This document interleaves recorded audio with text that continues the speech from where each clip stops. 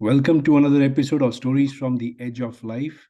We have once again a very special guest, Amy Mann. Good morning, Amy. Morning, Prague. How are you? Very good, thanks. Could you introduce yourself to our audience once again? Sure. My name is Amy Mann, and I'm the mom of four great kids. I'm a former midwife. And in 2018, I had a heart transplant due to a genetic condition called hypertrophic cardiomyopathy, otherwise known as HCM. Great. And I'm Parag Bharadwaj. I'm a hospice and palliative medicine physician in the US. So, Amy, thanks for being back to our channel and for this interview. We had a lot of very good discussions in the past, so thanks for giving us your time. In this particular interview, I want to focus on how does it feel to you to live with another person's heart. You are a heart transplant recipient, and just paint a picture for us as to what are the thoughts that come through your mind, and as you have there been any particular changes that you found to be quite unusual or fascinating? Say that I think receiving another person's heart is a very surreal experience. We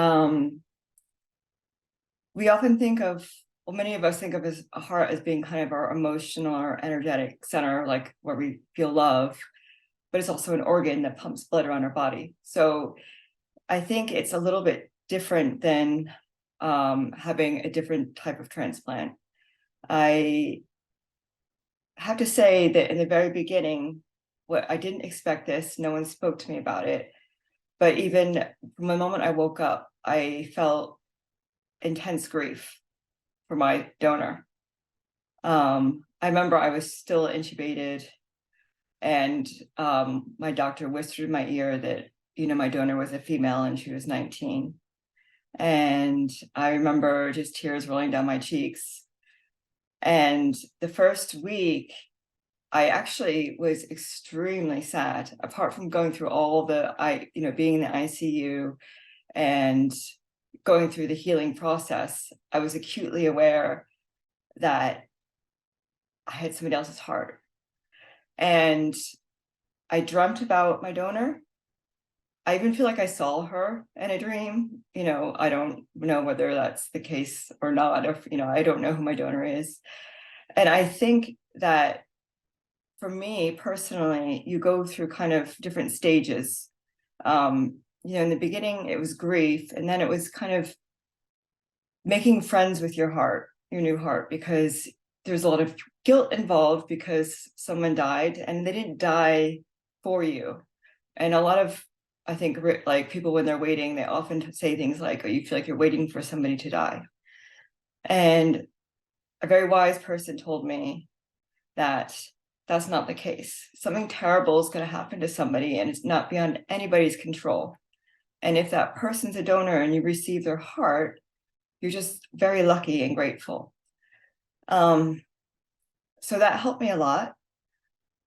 I will say that it is like you are acutely aware that your heart's different. When I was in heart failure, my heart, it was barely beating. It had a very slow heart rate, but my heart was stiff. So I felt it like pound all the time. And from the moment you wake up, it's like a different feeling in your chest. And it's not to sound crude, but it's almost like I'm a big thrifter. I like to go to thrift stores. It's almost like, when you buy something that was somebody else's, and you don't buy a heart, obviously, it's a gift. When you first put it on, it feels a little weird and different. And then eventually it kind of becomes yours. And I feel like my heart I share it. It's my donor is always she's always with me. And not to say at this stage, I'm 4 years and 5 months out. In the beginning, she was always on my mind. And I do, definitely think about her every day. But as I've worked through it, it's not this intense sadness that I feel. I just feel intense gratitude. I feel that for me, it's very important to live life with a good purpose. For a young person who wasn't able to fulfill their dreams. I've acutely aware that there's a family that will probably be grieving the rest of their life. I wrote the donor family a letter. I know the mom received the letter. It's done through a third party for privacy, and I've not heard anything back, so I don't know much about my donor. But I think overall, it's this surreal experience that you feel so many different kinds of emotions, gratitude, sorrow, grief, joy, all kinds of things. Thank you for sharing that. Amy, I've taken care of heart transplant patients pre and I've gotten involved before they had the transplant, and I've taken care of them after the transplant as well. And I know might come as a surprise to many in the audience that what was a palliative care physician doing, taking care of these patients who are pursuing cure. Well, I got to practice that kind of medicine where you know just because they were pursuing a heart transplant doesn't mean that they don't need the support, right? That the palliative care team provides. So we got involved early on, and I had some very interesting conversations with some of my patients because uh, I'd seen some movies where a person had received an organ from a donor, and the personality had changed. And so I was very curious when I started taking care of these patients if they had noticed anything change in their personality. So one patient told me he used to hate milk before he got the transplant, but after he got the transplant, now he just loves milk, and he was attributing it to perhaps the donor liking, Yeah. having liked milk. So have you noticed any changes either in your personality or your likings or dislikings, your preferences? It's a very interesting question. And I've actually read a lot about that. And I've even read about people who've suddenly developed a talent that they never had before. Personally, I haven't really experienced that. It's very difficult because you also are on a lot of medications that have a lot of side effects, and especially in the very beginning. So I definitely went through some personality changes, but for me, I think it was mostly related to the drugs in the beginning, the high doses. Um, I will say that I certainly have this sense of adventure that I kind of had before, but it's stronger now. I just love the idea of experiencing new places and going and doing things. It's obviously been a little challenging because as a transplant recipient, you take immunosuppression, and we've been in a pandemic. So, we have to be very, very careful. So I would say that my sense of adventure is more pronounced, but I haven't had any kind of changes in types of food. You know, I haven't developed any particular talents, sadly. But there is this part of me that feels like there's another part of me. I don't know how to explain that. It's a really weird, I think that only transplant recipients can feel that. It's like there's there's your borrowed organ, and it's just like there's a little piece of you it's you, but it's not you. And it's subtle, you know, but no taste changes, no new talents. But it does seem like one thing that I've learned from you is you have a very high sense of gratitude. Yeah. And I don't know if it had something to do with, you know, the, the donor's personality, but it seems like uh, I think you had mentioned in one of our conversations that you always remind yourself how lucky you are. Yeah. So could you elaborate a little bit more? Yeah. I mean, I definitely feel incredible gratitude. The life of being a transplant recipient is not an easy life. We all have bumps, most of us, some people are very lucky. And there's constant follow-up. I have a heart cath next week, which gets me on kind of high alert. So it's not an easy life, but I always go back to the fact that I would not be here. My youngest child is 10 now, and she was just entering first grade when I transplanted. And when I was first told the T word was mentioned to me, it's almost like my life flashed before my eyes, and I thought about all the things that I would miss with my family, and my husband, and my, I imagine not being there for my daughter's wedding if she decides to get married. I have 3 daughters, just all these things. So that may very well have something to do with my donor. Interestingly, I read an article on LinkedIn recently about, it was a dad who posted about losing his daughter who was 19, and she was a donor. And it was this really story that really touched me very closely, because my donor was 19, and he talked about how she was in college, she was going to pursue a career in medicine, and she witnessed a rollover crash, and she helped to pull out the passenger and the driver, and then she was hit by an oncoming motorcyclist. And tragically, she fought, but she passed away and became a donor. And her father was so incredibly proud of the fact that she had become a donor, because in her life, she lived a life of service and gratitude, and she was a very positive person. And it gave him tremendous comfort. And, I kind of wrote to him and I thanked him. And I have to feel gratitude. It's in me, and I feel this purpose to kind of guide other people through this process, in different ways, in different projects.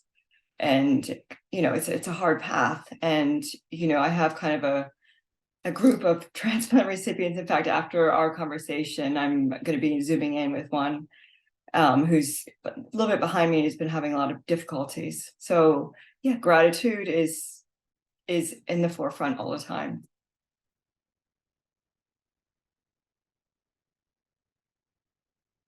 I can't hear Thank you. you. Thank you. First of all, good luck with your cat next week.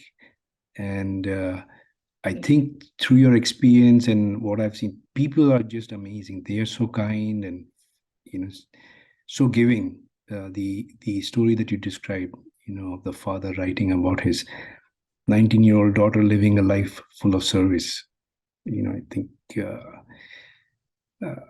at least, I mean, you get to see it because you are a donor and you're helping other people out, and I get to see it too in my profession, and it's just such a lucky position to be in life, to be able to witness those experiences. Yeah, I mean, I think it's interesting. Like, if we don't choose our life, we don't know what's going to happen in our lives.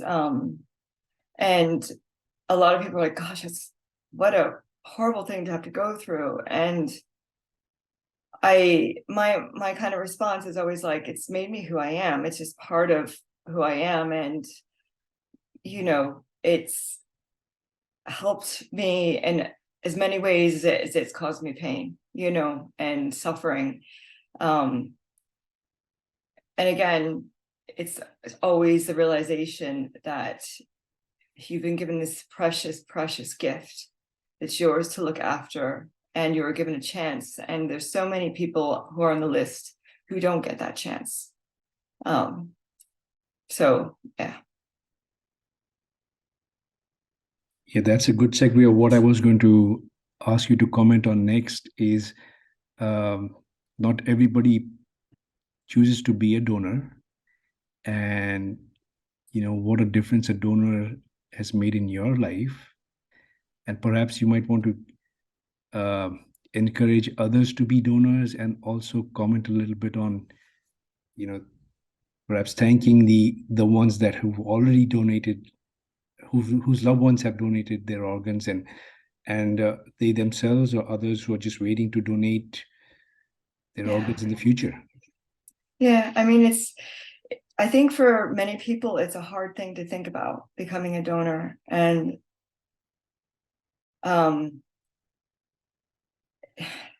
so my whole family were all donors, my older kids, were all donors. And the thing is, there's a lot of, I think sometimes there's a misconception that if you're a donor, that people aren't going to fight as hard to save you if something happens to you, but that's not the case at all.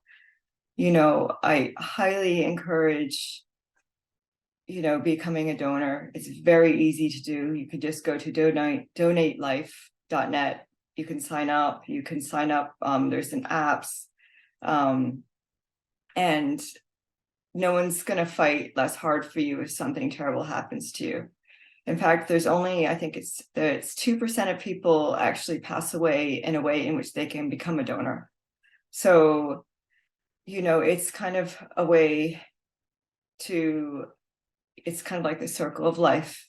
And for your loved ones, I've, heard from people who've, they've have people in their family who have become donors, and it brings them a tremendous sense of peace and gives purpose. It's almost like the ripple effect of their loved ones' life carries on and brings something good about. It gave me my life back, but it also gave my kids their mother back. It gave my husband his wife back.